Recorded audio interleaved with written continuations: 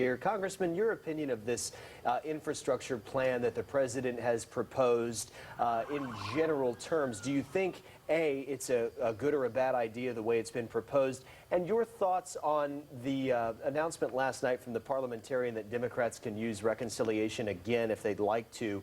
What does that do when it comes to bipartisanship when either side does something like that? Well, it'll be very similar to what they did in the last Congress with the transportation bill with zero Republican input. It actually came out of committee, and the first time in my memory that a transportation bill came out of committee with no Republican votes.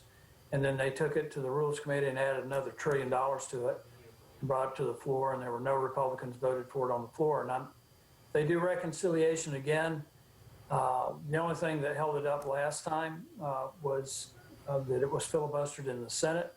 If they do reconciliation, it only takes 51 votes to pass it, and unless the Democrat decides not to vote for it, it will pass. What's in the bill, though, is very problematic because it is not so much about the infrastructure that we need to be focused on, the roads and bridges and broadband. It's more about implementing the Green New Deal. It contains some substantial taxes that are going to really hurt low-income families, particularly on the energy side. So I don't anticipate Republican support for the bill. But with the majority, being held in both the House and Senate, there's not a lot Republicans can do about it, right? Right. When you're in the minority, you have no power. Like I said, in the last Congress, when we were in the minority, and substantially fewer Republicans than we have now, there was no Republican input on the legislation.